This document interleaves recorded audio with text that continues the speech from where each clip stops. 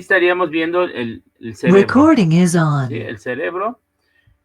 En este caso, todo lo del interior del cerebro sería las neuronas, las células de la glía, los astrocitos justamente, y esos astrocitos van a enviar sus prolongaciones a esta capa, que es la capa más interna del sistema nervioso, es la que está en contacto directo con el sistema nervioso, llámese cerebro o llámese médula espinal. Esa capa se llama pia madre, ¿sí? A estas tres, pia madre, aracnoides y dura madre, se le llaman meninges. Entonces, la pia madre es la meninge más interna y que está en contacto con el sistema nervioso.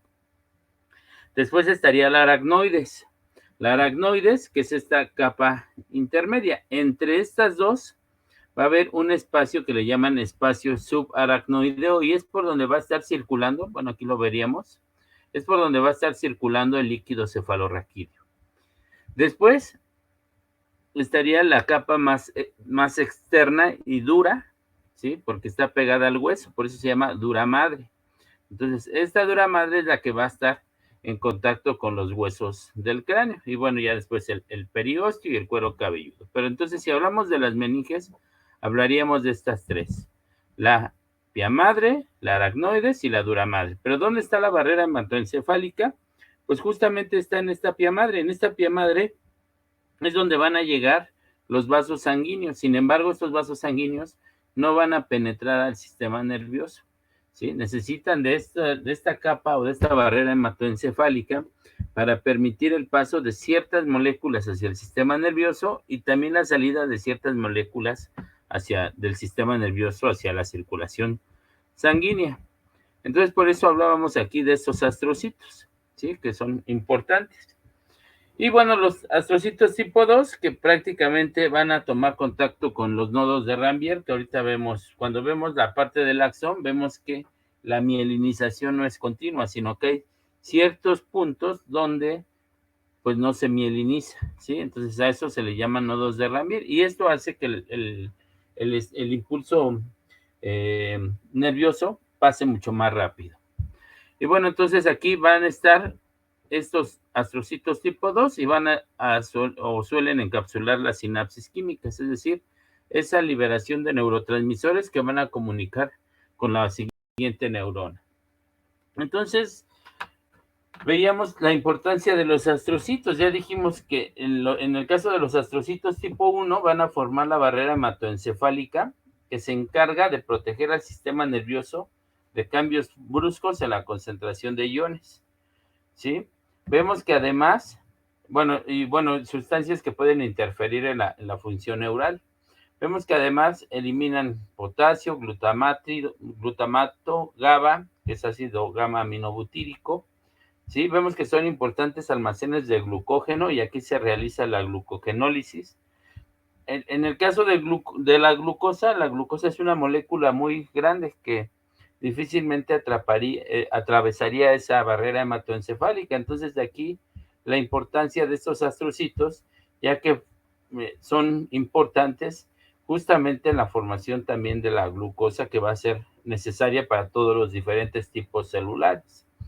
Y bueno, vemos que en el caso de las células de la oligodendroglia, ¿sí? Que son las que se van a encargar de mielinizar los axones del sistema nervioso. Decíamos que en el caso del sistema nervioso periférico son unas células que se llaman células de Schwann, ¿sí? En el caso del sistema nervioso central son las células de la oligodendroglia.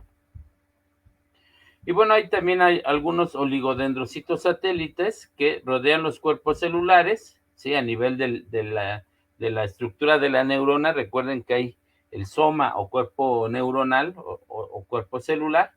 Y estos oligodendrocitos satélites se van a encargar de regular el ambiente bioquímico que va a rodear a la neurona como tal. Y vemos que en el caso de las células de la microglia, por eso en el esquema no poníamos o no se ponía que provenía de las células neuroepiteliales, porque esta parece ser que proviene más bien de la circulación. Y justamente vemos que las células de la microglia van a aparecer, ¿sí? Alrededor del cuarto mes, y va a derivar del mesénquima circundante, ¿sí? Y que son las que veíamos aquí, las células mesenquimáticas, que les decía que son las que van a dar origen a los diferentes tejidos conjuntivos. Entonces parece ser que son más bien su origen de células mesenquimales y no de las células neuroepiteliales como todas las demás células del sistema nervioso, llámese neuronas, células de la glía, ¿sí? Entonces, las células de la microglia provienen de las células mesenquimales y son pequeñas y muy fagocíticas. Su principal función es la de fagocitar las neuronas que han envejecido, que han muerto, entonces son las que van a encargarse de fagocitar esas neuronas.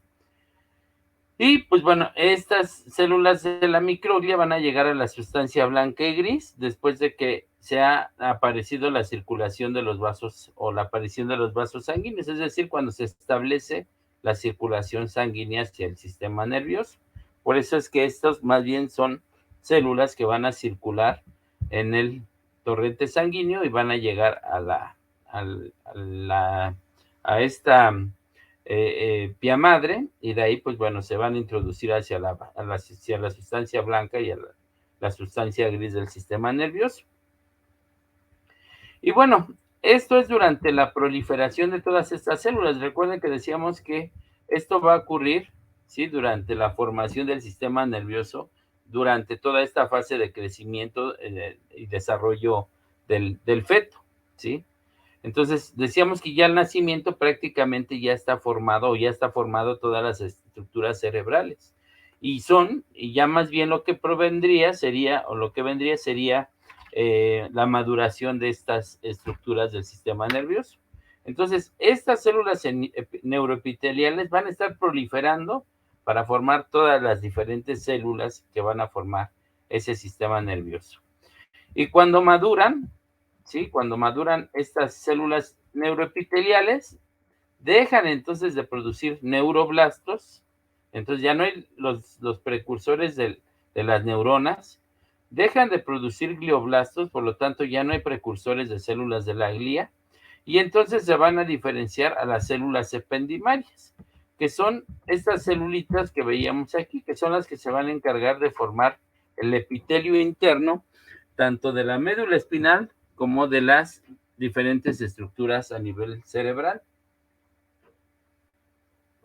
Justamente se van a encontrar a nivel de los ventrículos. Recuerden que hablábamos de los ventrículos, que son las cavidades del sistema nervioso.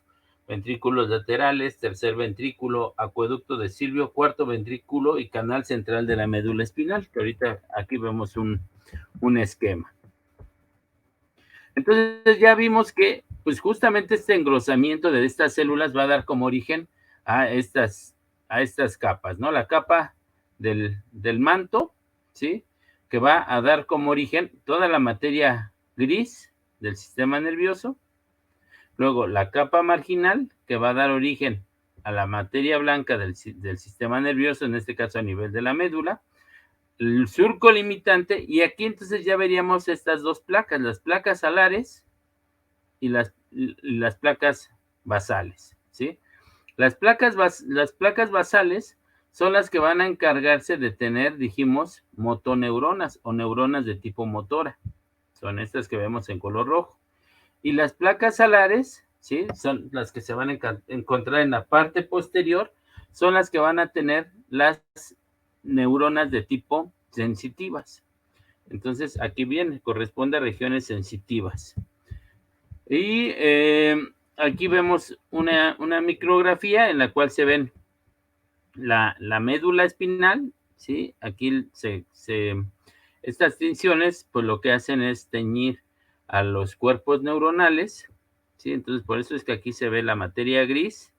Entonces, tiñe los cuerpos neuronales. Acá estarían las placas alares, las placas basales, el surco limitante. Aquí en esta parte interna estarían los ependimocitos, que serían parte de ese epitelio o neuroepitelio, ¿sí? Y además acá estaríamos viendo los ganglios espinales, de los cuales pues van a salir las raíces o van a entrar las raíces hacia la médula espinal. Bueno, pues esto ya prácticamente ya lo vimos, esto de la formación de estas neuronas, que ya vimos, a partir de estas células neuroepiteliales se forman los neuroblastos, glioblastos, para formar todas las células del sistema nervioso, y cuando maduran dejan de producir estas dos para diferenciarse en ependimocitos y formar la parte interna del sistema nervioso. Y aquí es justamente donde hablamos de las meninges, ¿sí? De estas meninges que mencionábamos, que van a formar parte de las cubiertas del sistema nervioso. Entonces vemos que el tejido mesenquimático o esclerotoma que rodea al tubo neural se va a condensar para formar la meninge primitiva que va a originar la dura madre. ¿Recuerdan cuando veíamos la formación del sistema nervioso y hablábamos de estas somitas, que inicialmente eran 3 somitas, 4 somitas, y iban creciendo hasta alrededor de 23 somitas, que ya era cuando prácticamente se cerraba el tubo neural? Pues esas somitas son las que van a formar este término que se le conoce como esclerotoma, ¿sí? Y esa es la que va a formar la dura madre, que es la capa más externa y que está pegada al hueso. Por eso decíamos que era toda una señalización. Si no había formación de una maduración completa, un cierre completo de ese tubo neural, pues ahí en esa región no iba a haber formación de huesos. ¿Por qué? Porque pues finalmente es toda una comunicación.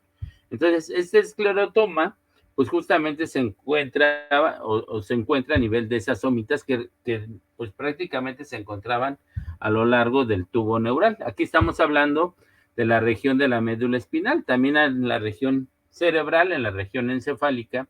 También la formación del sistema nervioso, el cierre del neuroporo anterior, va a inducir a la formación también de la dura madre y de los huesos del cráneo.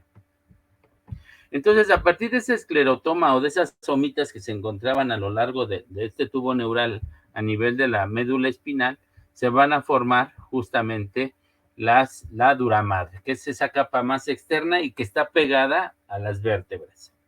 Luego, hacia la parte interna, estaríamos hablando de las leptomeninges, ¿sí? Estas leptomeninges que decíamos que tienen origen a partir de las células de la cresta neural. Recuerden que decíamos que a partir de la cresta neural o sus derivados de la cresta neural iban a ser el sistema nervioso periférico, ¿sí? Pues justamente las leptomeninges, ¿sí? Estas leptomeninges, que es la aracnoides, que de la dura madre hacia abajo, ¿sí? Seguiría esta meninge, y la pia madre, que es la que está en contacto con el sistema nervioso, ¿sí? Por eso les ponía la imagen, en la imagen, para que vieran cómo es que están estas meninges. Entonces, estas dos leptomeninges, aracnoides y pia madre, tienen origen a partir de las células de las crestas neurales, ¿sí? Y son las que van a dar origen a estas dos estructuras.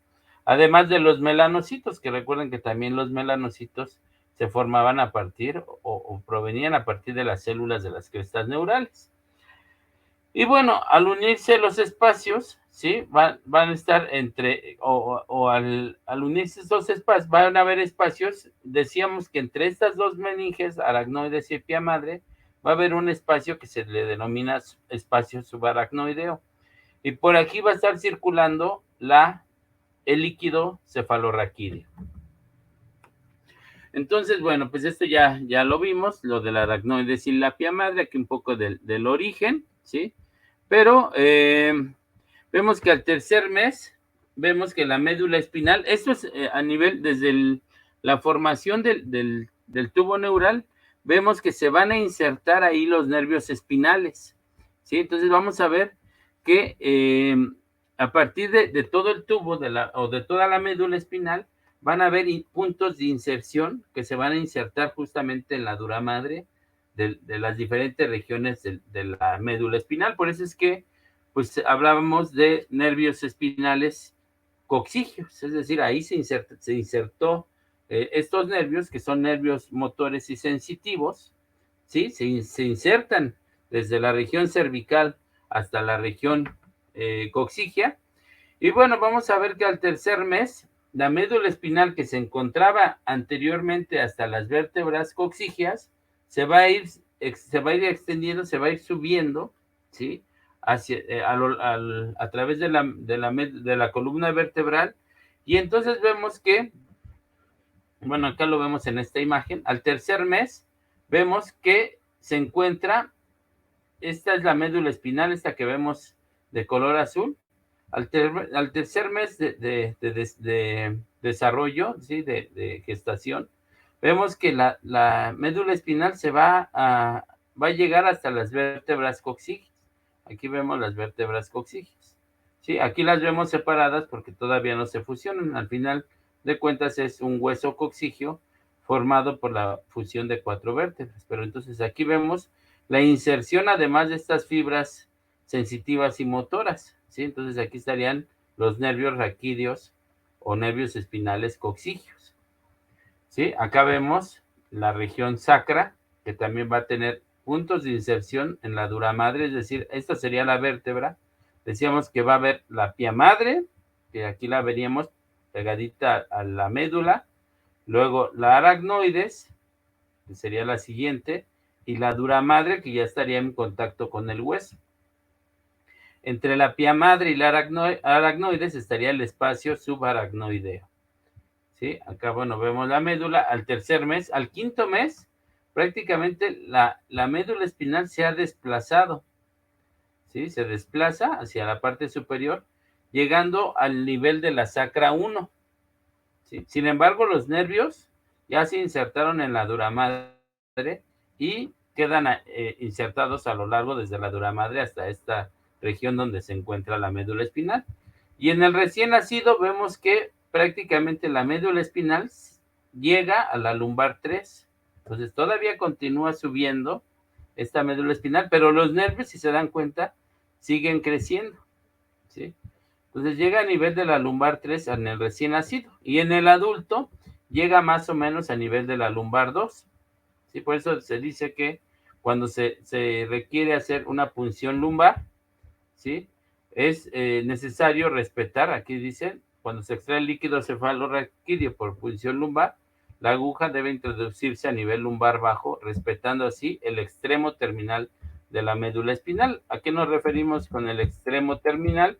Pues justamente a este extremo donde termina la médula espinal. Entonces, la punción lumbar tendría que hacerse a nivel lumbar bajo, es decir, por debajo de el extremo terminal de esta médula. En el caso del adulto llegaría aquí en la lumbar 2. Entonces, por debajo de esa lumbar 2 se podría hacer esa punción lumbar, ya sea para la extracción del líquido cefalorraquídeo o bien para la aplicación de algún anestésico para dejar insensibilizado toda la región desde la lumbar hacia abajo.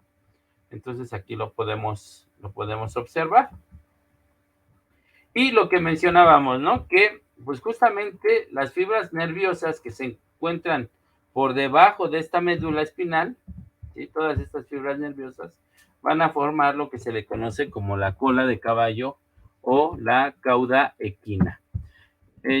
Bueno, la vez pasada ya le había insertado ahí algunas imágenes, pero no sé por qué no me las, bueno, esta versión ya no me las aceptó, pero si veíamos aquí este esquema, pues vemos, aquí estaría el extremo terminal de la médula espinal y todos los nervios que van hacia abajo es lo que se le denomina la cauda equina o cola de caballo, ¿sí? Aquí lo podemos ver. Todos estos serían los nervios espinales o raquídeos, y ya a nivel del cráneo estarían los nervios craneales, ¿sí? Todos estos son nervios espinales. Y en conjunto estos van a formar esa cauda equina que acabo de mencionar. Acá déjenme ver, creo que tenía otro. Acá está.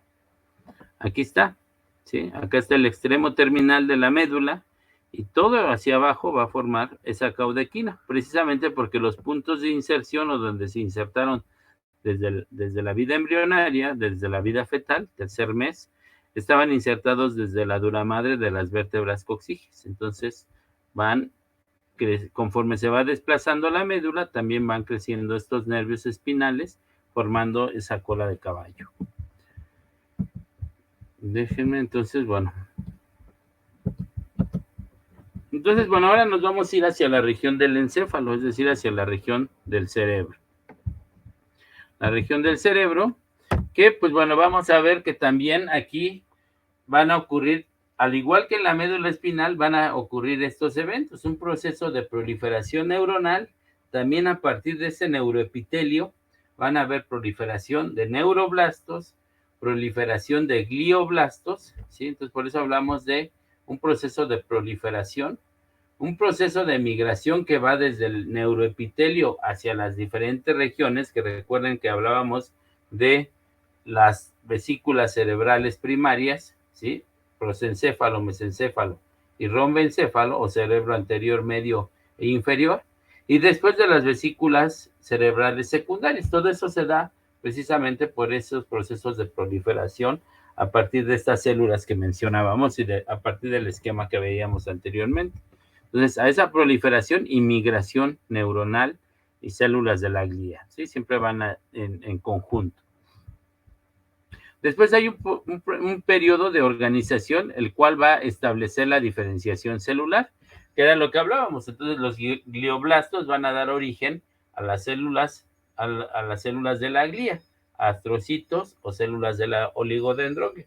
Los neuroblastos van a dar origen a los diferentes tipos de neuronas, neuronas monopolares, bipolares, multipolares, ¿sí? Entonces, por eso es que hablamos aquí de un proceso de diferenciación celular.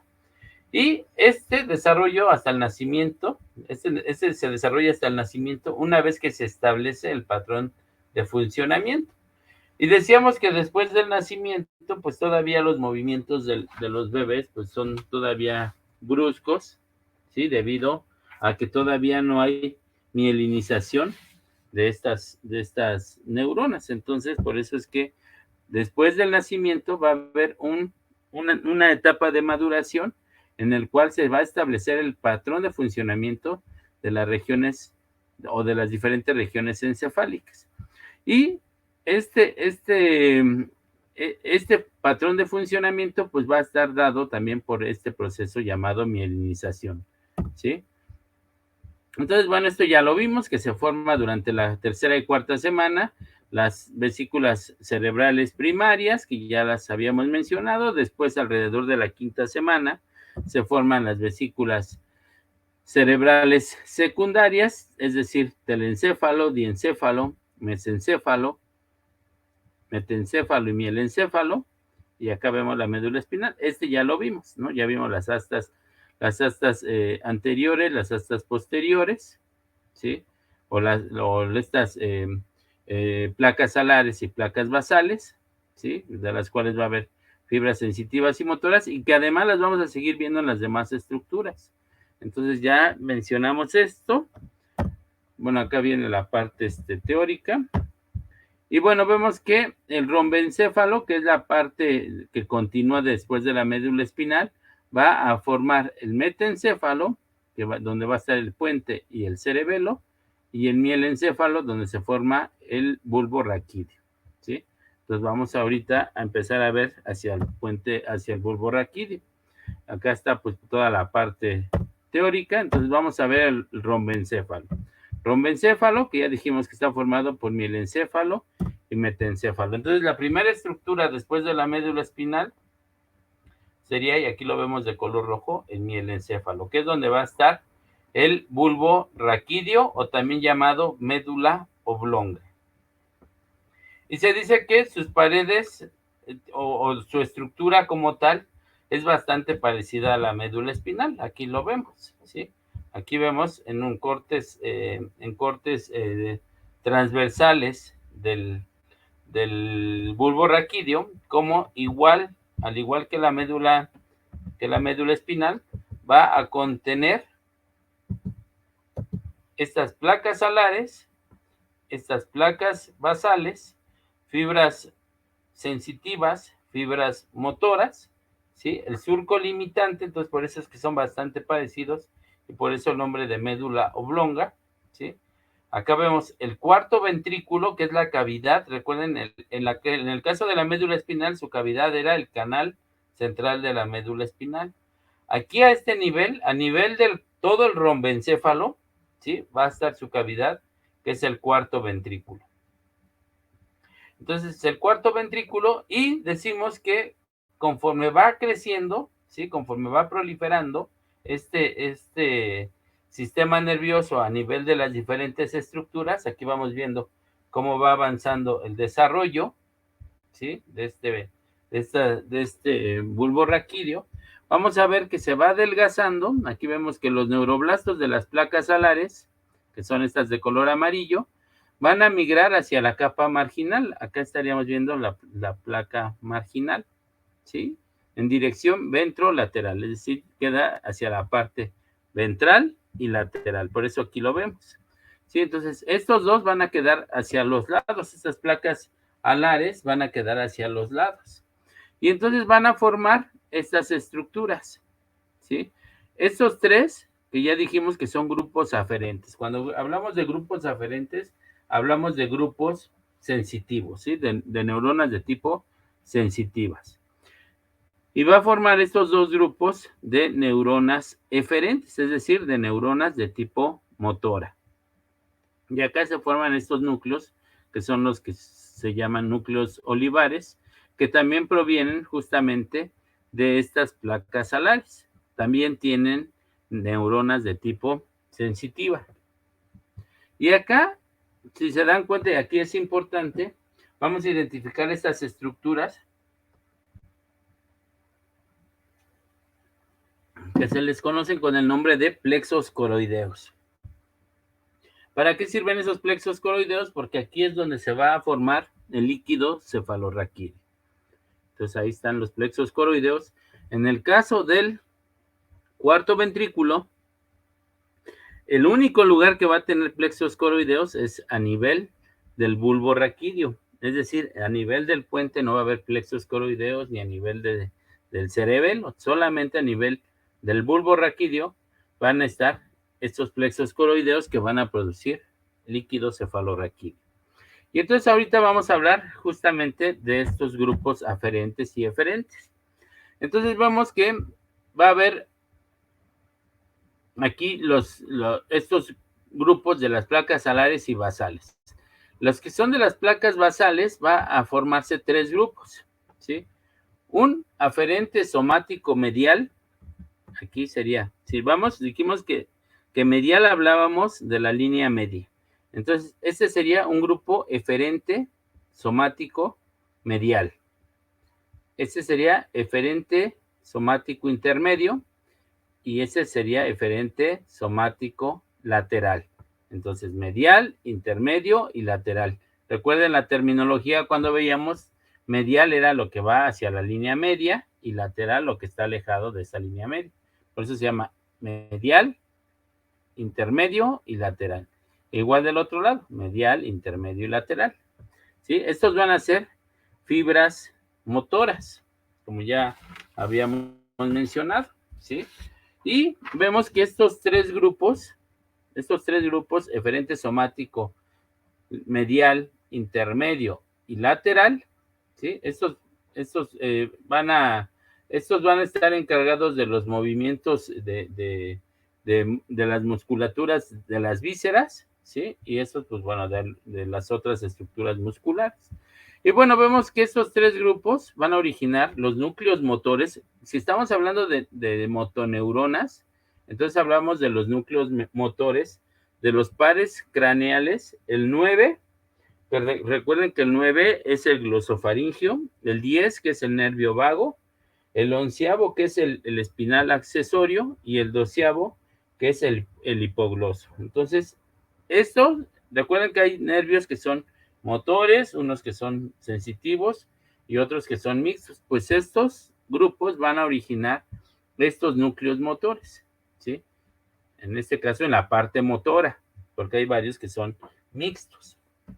Entonces en la cuestión motora vamos a ver esos pares de nervios craneales. Y recuerden cuando veíamos el cerebro en su vista anterior, cómo veíamos el nacimiento justamente de los pares de nervios craneales. Y aquí a nivel del bulbo raquídeo, pues se veía el nacimiento de estos pares de nervios craneales. ¿ok? Y cuando hablamos de los sensitivos, de los que provenían de estas placas alares, pues veíamos que son grupos de neuronas sensitivas, ¿sí? Estos que vemos en color amarillo. Entonces igual va a haber un aferente. Decimos que cuando hablamos de neuronas sensitivas van a ser aferentes, es decir, que son vías de llegada. Eferentes son vías de salida, ¿sí? Entonces nuevamente seguimos utilizando las terminologías que hemos estado viendo desde el inicio.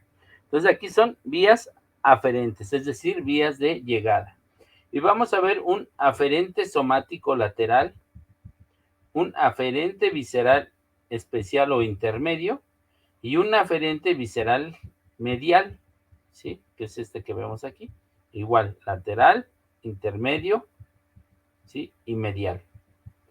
De acuerdo a la posición, recuerden nada más, esto lo vamos a seguir utilizando constantemente, los términos distal, intermedio o proximal, o en este caso medial, intermedio y lateral.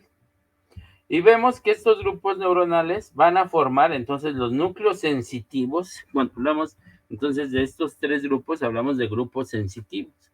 Y en este caso hablamos de los pares craneales, el quinto par craneal, que recuerden que es el nervio trigémino, el séptimo, que recuerden que es el nervio facial, el octavo, que es el vestíbulo coclear, que tiene que ver con la parte de la audición, ¿sí?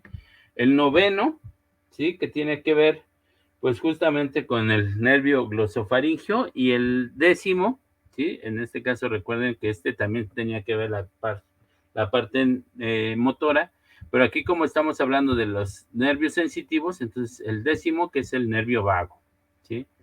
O neumogástrico también llamado.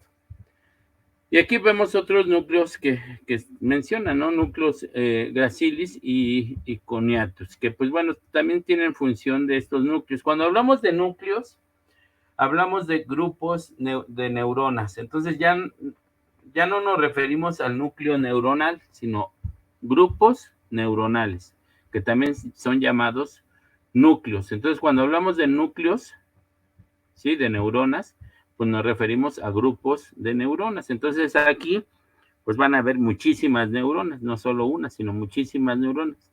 Entonces aquí nos referimos a un núcleo que se refiere a un grupo de neuronas sensitivas, en este caso los núcleos olivares. Entonces ahora nos vamos ya hacia la parte del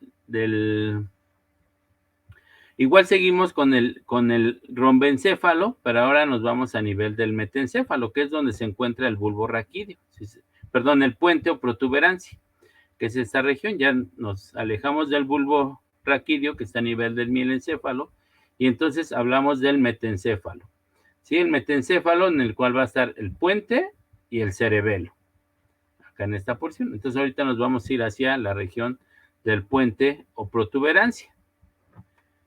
Y aquí pues también vamos a ver que se forman estos grupos eferentes de neuronas motoras y grupos aferentes de neuronas sensoriales, ¿sí? Entonces esas son motoras, cuando hablamos de eferentes son motoneuronas, cuando son aferentes son neuronas sensitivas. Y acá también vemos, ¿sí? Su cavidad, que decíamos que es la cavidad de este rombencéfalo, que es el cuarto ventrículo. Entonces continúa la cavidad, que es el cuarto ventrículo. Acá igual veíamos estas placas alares, las placas basales, el surco limitante, pero conforme va desarrollándose, vamos viendo que comienza la distribución de estos núcleos hacia distintas regiones. Por ejemplo, estas son neuronas de tipo sensitiva y van a formar la parte de lo que es el cerebelo, ¿sí? Por eso aquí vemos el primordio cerebeloso. Pero un grupo de estas neuronas sensitivas también va a migrar hacia la parte anterior, ¿sí? Como vemos aquí, dando origen también a núcleos de tipo aferente o sensorial y eferentes, ¿sí? O motores. Y además, pues la proliferación de estas células que van a dar lo que le llaman los núcleos pontinos, que también está formado por neuronas de tipo sensitivas. Pero ahorita nos vamos a ir hacia estos núcleos. Vemos que en este caso los grupos aferentes igual va a ser en medio, intermedio y lateral, ¿sí? Medio, intermedio y lateral. O eferente medio, eferente intermedio y eferente lateral, y va a originar la parte motora. Estos núcleos van a originar la parte motora de los pares de nervios craneales 5, que es el trigémino, el sexto, ¿sí? Que es el abductor, y el séptimo, que es el nervio facial, ¿sí? En la parte motora.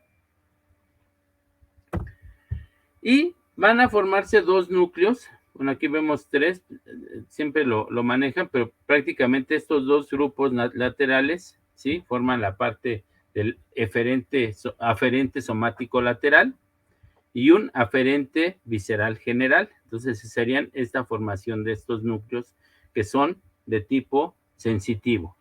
Y esto igual va a dar como origen a los pares de nervios craneales en la parte sensitiva del quinto par craneal, ¿sí? Que recuerden que hablamos de ese nervio trigémino, y el octavo par craneal, que es el glosofaringio.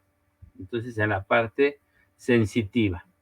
Y acá vemos que también estos núcleos pontinos se van a originar a partir de las placas alales, que son a partir de estas placas, que también va a contener fibras de tipo o neuronas de tipo sensitivas. Y continuando con este metencéfalo, pues vamos a ver que aquí va a formarse también el cerebelo, ¿sí? El cerebelo, que, pues bueno, acá veíamos la migración de estas células de las placas alares para formar este primordio cerebeloso. Entonces, acá ya vamos a enfocarnos a este primordio cerebeloso, ¿sí? Y entonces aquí es donde se va a formar pues parte del, o todo el cerebelo. Aquí pues es la parte inicial de la formación del cerebelo, y va a tener pues en su totalidad neuronas de tipo sensitiva, ¿sí? Y vamos a ver que crecen hacia la parte intermedia, Acá sigue siendo la cavidad de estos, el cuarto ventrículo, ¿sí? Y vemos cómo se va a fusionar estas estructuras hacia la parte media. Por eso aquí vemos la flechita. Entonces vemos que va el crecimiento y vemos cómo estos se fusionan hacia la parte media, ¿sí? Y aquí empezamos a ver pues ya parte del cerebelo, pero también es importante mencionar este agujero, ¿sí? Este agujero de Magendie que vemos aquí, que por aquí también va a salir. Recuerden que el líquido cefalorraquídeo se forma en los ventrículos laterales, tercer ventrículo y cuarto ventrículo en la región del bulbo raquídeo, ¿sí? Acá estaríamos viendo, acá estaría el bulbo raquídeo, el plexo coroideo, y aquí se forma el líquido cefalorraquídeo. Decíamos que ese líquido cefalorraquídeo va a circular por el interior, pero también por el exterior. ¿Por dónde sale ese líquido cefalorraquídeo hacia el exterior? Pues por estos agujeros que vemos aquí, en este caso por este agujero, y bueno, más adelante veremos algunos otros por donde también sale el líquido cefalorraquídeo para circular también por afuera de las regiones del cerebro y de la médula espinal, justamente por el espacio subaracnoideo, ¿sí? Entonces, bueno, aquí vemos parte de la formación, y bueno, aquí ya empieza a formarse, ¿sí? El cerebelo, que está formado por un lóbulo anterior, un lóbulo posterior, acá en la parte, bueno, acá un lóbulo, ¿sí? Flocunodular, que es este que vemos aquí, y acá estaría ubicado el bulbo raquídeo y acá el puente. Aquí pues bueno, vemos el núcleo dentado del cerebelo, que por ahí creo que en algún momento, en alguna de las micrografías se alcanza a ver ese núcleo dentado. Después les muestro estas micrografías, y vemos que también va a estar formado por dos hemisferios laterales, ¿sí? Entonces, esta sería como la vista lateral, pero también está formado por dos hemisferios. Y aquí vemos que inicialmente, aunque todas estas son neuronas de tipo sensitivas, pues vemos que aquí inicialmente va a haber todas las células externas, van a ser células o va a estar formada por una capa granulosa, ¿sí? Las neuronas son bastante pequeñitas y circulares. Y luego vemos neuronas de mayor tamaño, que son las que se les denominan como una capa de células que son llamadas células de Purkinje, ¿sí? Después vemos que conforme va avanzando el desarrollo del cerebelo, vemos que la capa de Purkinje queda hacia la periferia, que son todas estas neuronas de gran tamaño, y la capa granulosa se va hacia la parte central. Ese ya es en el periodo postnatal, ese es en el periodo fetal y en el periodo postnatal. Entonces ya en el periodo postnatal las células de Purkinje quedan por fuera, que se distinguen muy bien porque son neuronas de gran tamaño, y la capa granulosa son neuronas de tamaño bastante pequeño y con forma circular, ¿sí? Entonces aquí estaríamos viendo que esta sería la capa molecular, ¿sí? Donde se van a localizar justamente estas células de Purkinje. Y bueno, pues ya esto es lo que había mencionado, que se empiezan a ramificar estas células de Purkinje para formar células estrelladas y que pues van a estar o van a recibir el número de células de Purkinje. Bueno, mencionar también que aquí entre estos dos hemisferios va a haber bueno, aquí no se ve, pero una estructura, ¿sí? Aquí vas a ver una estructura que se le llaman vermis porque tiene como forma de gusano.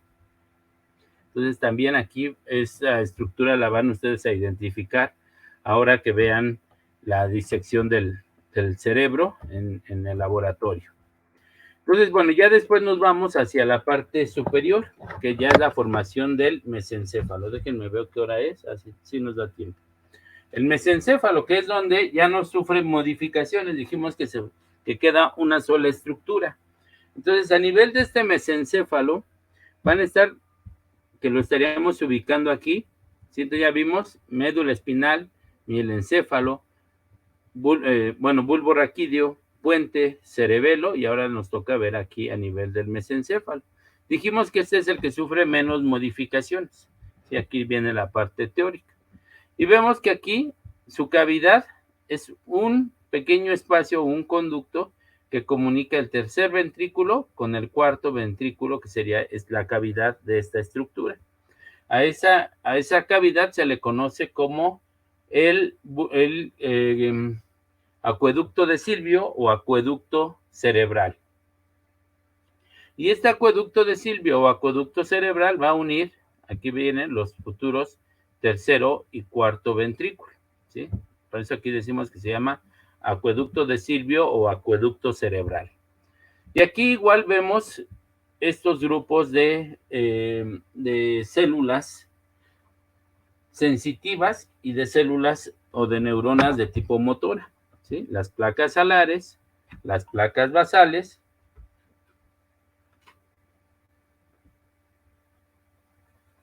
¿sí? Aquí lo podemos ver.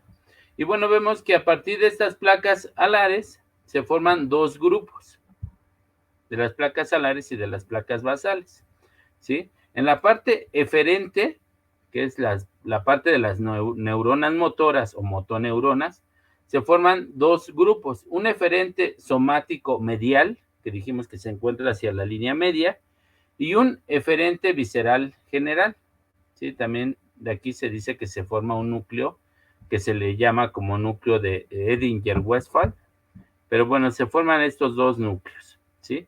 A este también se le denomina como núcleo rojo. Entonces se forman estos dos núcleos y mencionar que de este eferente medial, somático o medial, se van a originar los pares de nervios craneales, el 3, que es el motor ocular o oculomotor, y el cuarto, que es el troclear, ¿sí? A partir de este núcleo o de este grupo de neuronas motoras, se van a formar estos dos pares craneales, ¿sí? Y después, pues ya veríamos en la parte sensitiva, ¿sí? Acá veríamos la parte sensitiva, se forman dos grupos a partir de las placas alares, ¿sí? De las placas alares. Y aquí vemos que se van a formar entonces estos grupos de neuronas de tipo sensitivas, ¿sí? Y se van a formar aquí los tubérculos cuadrigéminos, que son estas estructuras o estas elevaciones que se van a encontrar a nivel de la parte posterior del mesencéfalo. Van a haber dos culículos superiores, ¿sí? Que son centros de relevo de visión, y dos culículos inferiores o posteriores, que son centros de relevo de audición. Y estos, bueno, ya los habíamos visto en la parte de la anatómica, pero bueno, los veremos más adelante ya también en otras imágenes, ya cuando veamos la anatomía. Pero entonces aquí en este mesencéfalo van a estar estos culículos superiores e inferiores, que son centros de relevo de visión y audición, ¿sí? Y que pues también son llamados tubérculos cuadrigéminos. ¿Por qué? Porque son 4. Y bueno, aquí vemos que los centros de relevo inferiores son centros de relevo de reflejos auditivos, mientras los culículos anteriores son centros de relevo de reflejos para estímulos visuales, que es lo que justamente les acababa de mencionar, ¿sí? Y pues bueno, prácticamente serían esos los que se van a formar a partir de las neuronas de tipo sensitivas. Y ahora ya nos vamos hacia la región del prosencéfalo o cerebro anterior, ¿sí? En el cual pues se van a encontrar el diencéfalo y los hemisferios cerebrales. Entonces, bueno, vemos que antes de que se cierre ese neuroporo anterior o neuroporo craneal, van a aparecer dos pequeñas estructuras a los lados de este prosencéfalo, que son las que van a formar las vesículas ópticas, que recuerden que decíamos que el diencéfalo lo podíamos ubicar porque es justamente donde están la aparición de esas vesículas ópticas, donde posteriormente se van a formar ya la retina y los nervios ópticos, ¿sí? Vemos que a nivel ya de los hemisferios cerebrales van a aparecer las vesículas telencefálicas, que dan como origen los hemisferios cerebrales, y que la cavidad de estas estructuras a nivel del diencéfalo va a estar el tercer ventrículo, y a nivel de los hemisferios cerebrales los ventrículos laterales. Entonces, aquí ya estaríamos viendo estas porciones. Entonces ya vimos médula espinal, bulbo raquídeo, puente, cerebelo, mesencéfalo, y ahora vamos con esta región del prosencéfalo. Entonces iniciaríamos con el diencéfalo. Entonces ya vimos que el diencéfalo, aquí es importante mencionar, porque este diencéfalo se va a formar a partir de la porción media de las placas del techo y alares, ¿sí? Entonces ahorita vamos a ver que aquí, pues prácticamente van a ver, miren, aquí lo vemos, neuronas de tipo sensitivas, ¿sí? Aquí, entonces, la aparición de estas va a formar entonces las regiones del epitálamo, el tálamo y el hipotálamo, ¿sí? Todas estas dijimos que tienen origen de las placas del techo y alares, ¿sí? Y que va a carecer de las placas basales o placas del piso, es decir, no va a tener neuronas de tipo motora, solo va a tener neuronas de tipo sensitivo a nivel del diencéfalo, ¿sí? Y vemos que aquí se va a originar en su cavidad el tercer ventrículo, su cavidad, y ahí va a haber otros plexos coroideos. Entonces ya vimos que los plexos coroideos son las estructuras que forman el líquido cefalorraquídeo y se van a encontrar a nivel del bulbo raquídeo y a nivel del diencéfalo, ¿sí? También a nivel de hemisferios cerebrales, pero vamos ahorita de la región inferior a la superior. Y vemos que, pues bueno, a partir de los ependimocitos, aquí se van a formar ese plexo coroideo del tercer ventrículo, ¿sí? En la parte superior, vamos a ver que se forma la glándula pineal, que en el caso del humano tiene que ver con la secreción de melatonina, que es una hormona relacionada con el sueño, y en otras especies sí tiene que ver con, o está involucrada con la conducta sexual, pero en el caso del humano, solo tiene o está involucrada en la parte del sueño. Entonces vemos que se forman entonces estas tres estructuras, que estas tres tienen origen solo de neuronas de tipo sensitiva. La glándula pineal, el epitálamo, el tálamo y el hipotálamo, ¿sí? Y hacia acá abajo estaría la glándula hipófisis, ¿sí? Hacia acá abajo. Entonces son las estructuras que se van a estar formando a partir del grupo de neuronas sensitivas que estaría ubicado a nivel de las placas alares. Esto pues bueno ya. Bueno, no, pues creo que nada más era eso. Y bueno, mencionar que esto sí es importante, que el hipotálamo, ¿sí? Que es esta porción que veíamos aquí, que bueno, además de que ya estuvimos viendo que tiene funciones glandulares, cuando veíamos el eje hipotálamo, hipófisis, gónada en la secreción de hormonas, pues vemos que también este hipotálamo, que es la porción inferior de la placa alar, ¿sí?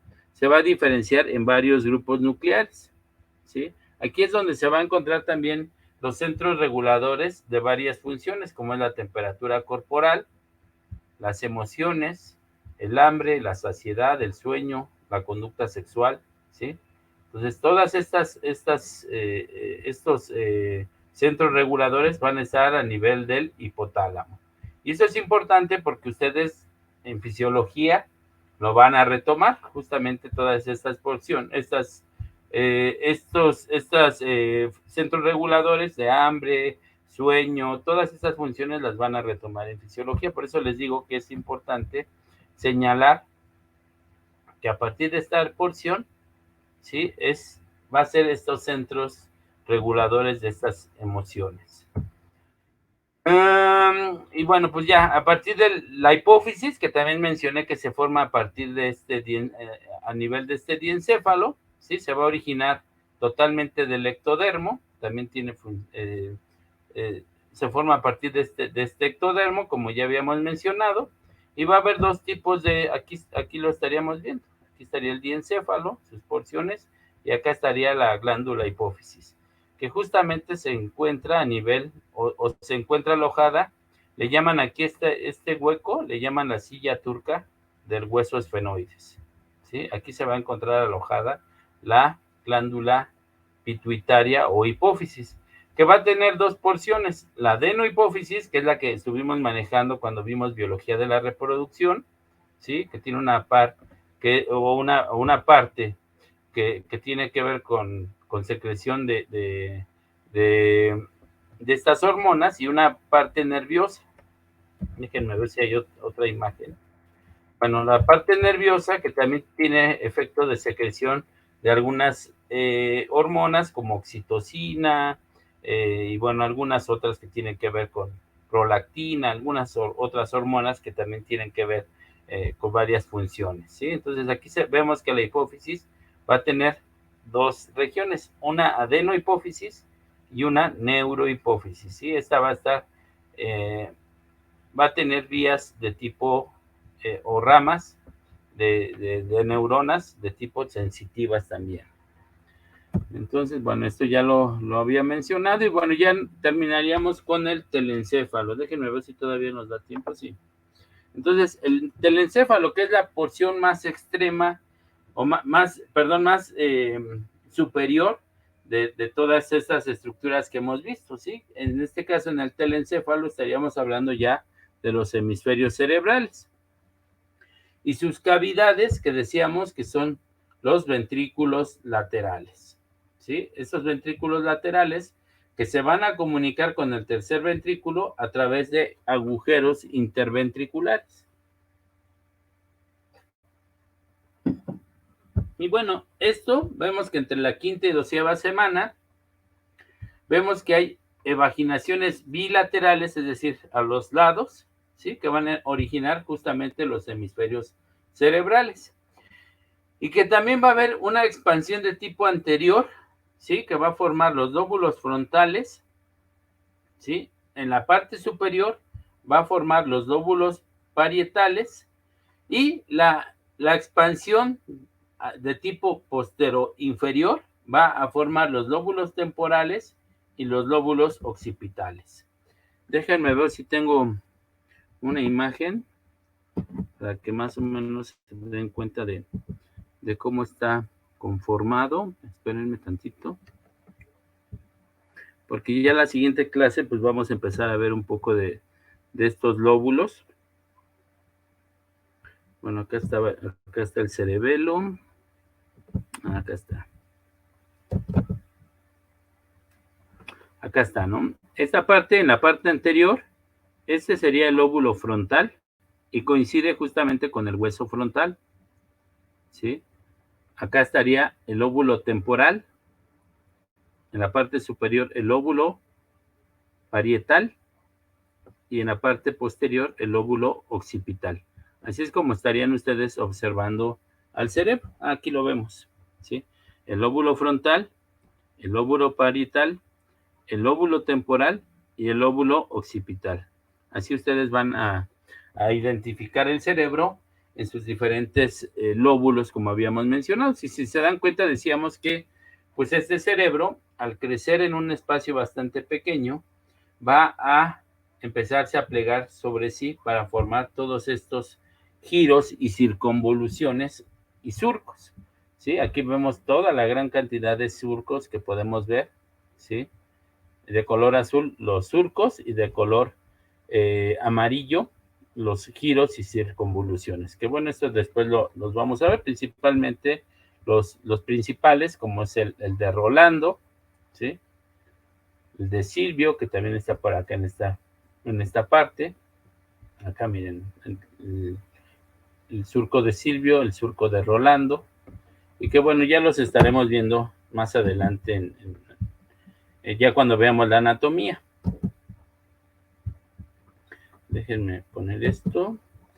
Bueno, aquí viene la parte de los hemisferios, los hemisferios cerebrales, ¿sí? Que ya habíamos mencionado que había un núcleo caudado y un núcleo lenticular cuando veíamos la estructura, pero prácticamente vemos que aquí en estas porciones se van a encontrar como la unión con las otras estructuras. Por ejemplo, aquí veríamos que se fusiona con el tálamo, ¿sí?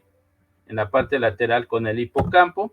Entonces, bueno, vamos a ver aquí, en este caso, los hemisferios cerebrales. Acá estaría el lóbulo frontal, acá los lóbulos parietales, el lóbulo occipital, el lóbulo temporal, y acá pues estaríamos viendo el cerebelo, ¿sí? Aquí todavía este cerebro todavía no aumenta de tamaño, ¿sí? Entonces decimos que al aumentar de tamaño, ¿sí? Vemos que aquí al final de la vida fetal, la superficie hemisférica crece tan rápido que forma los giros, ¿sí? O circunvoluciones y los surcos y cisuras, que son los que veíamos ahorita en la imagen que les mostré.